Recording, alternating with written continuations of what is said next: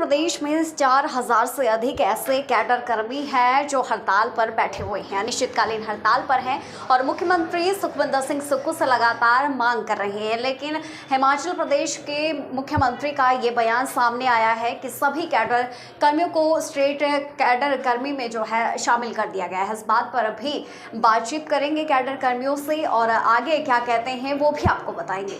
फिलहाल आपको ये भी बता दें कि हिमाचल प्रदेश में जिला परिषद कैडर कर्मियों के साथ जो है सरकार दिखती हुई नजर नहीं आ रही है और हिटलर जैसा रवैया अपनाया जा रहा है। विकासखंड कोटा की तरफ से धन्यवाद करता हूं कि आप हमारी जो मांग है वो समय समय पर सरकार तक पहुंचा रहे हैं। और जैसा कि आज हमने एक पत्र हमें भी जो है वो व्हाट्सएप के माध्यम से प्राप्त हुआ है, जिसमें हमारे जो कनिष्ठ अभियंता हैं जिनकी जो संख्या है वो 167 है पूरे हिमाचल में, उसमें जो है उनको सस्पेंशन की बात कही और उसमें कहा गया है कि उनकी जगह जो नए जो जेई हैं वो आउटसोर्स के माध्यम से रखे जाएंगे।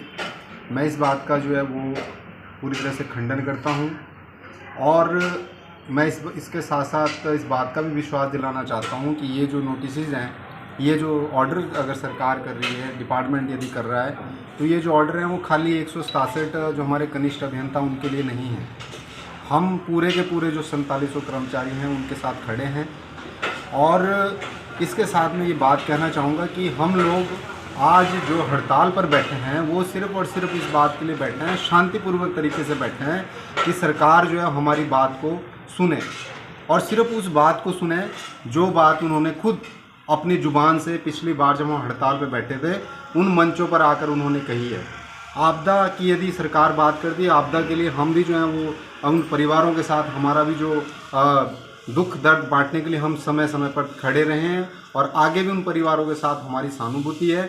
लेकिन आपदा तो अभी 8 जुलाई से आई है। जिस दिन सरकार जो पहले दिन जब हिमाचल में सरकार बनी है, हमारी जो राज्य कार्यकारिणी है उसी दिन से सरकार के साथ जो है वो वार्तालाप कर रही है और हमारी जो मांगे हैं जिससे कि वो पहले ही भली भांति अवगत हैं, लेकिन फिर भी हम उनको बार बार अवगत करवा रहे हैं कि हमें जो है वो हमारे जो अधिकार हैं उनको दिए जाएं।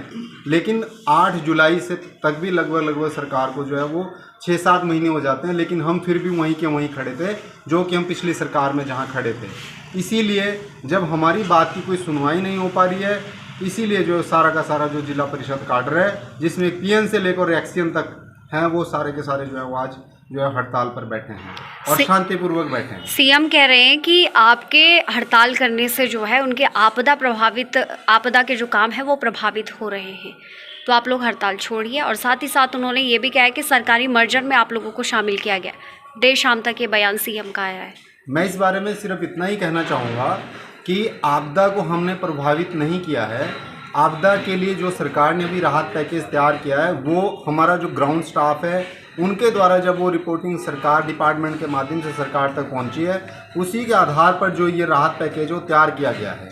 अब तो खाली जो राशि है उन जो परिवारों को आवंटित की जानी है और उसके लिए भी हम आज से ही हम कहते हैं हम जो 24 के 24 घंटे जो है वो काम पर जो है खड़े रहने के लिए तैयार हैं। यदि सरकार जो है हमारी जो मांग है, हम कोई नाजायज़ मांग नहीं कर रहे हैं। जब हम बाकियों कर्मचारियों की तरह हम लोग भी अपना कार्य कर रहे हैं तो हमें जो है छठे वेतन आयोग से हमें क्यों वंचित रखा जा रहा है।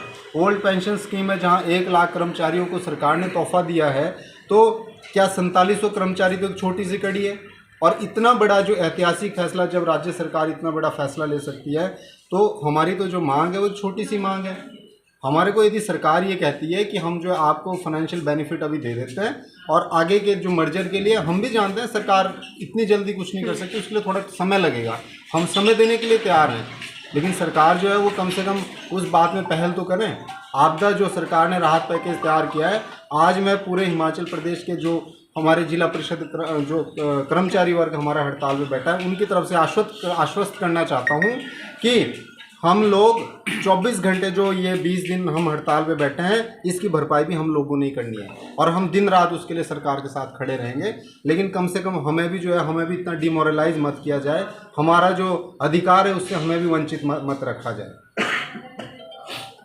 को स्टेट कैडर में जो है शामिल कर दिया गया है, लेकिन अभी भी कैडर कर्मी जो है नाखुश नजर आ रहे हैं और अब सरकार से सीधी मांग है कि उन्हें वार्ता के लिए बुलाया जाए, तभी उनकी समस्या का समाधान हो पाएगा, मांगों का समाधान हो पाएगा। फिलहाल पंचायती राज विभाग से एक नोटिस आया है एडीसी सिरमौर के जरिए। पंचायतों के जो विकास कार्य हैं वो ठप नहीं हुए हैं। पंचायत के चौकीदार और तमाम लोगों को जो है इसका जिम्मेदारी दी गई है और वो जिम्मेदारी वो निभा रहे हैं। आज के लिए इतना ही। बने रहिए यंग वार्ता न्यूज़ के लिए। पांवटा साहिब से अंकिता नेगी।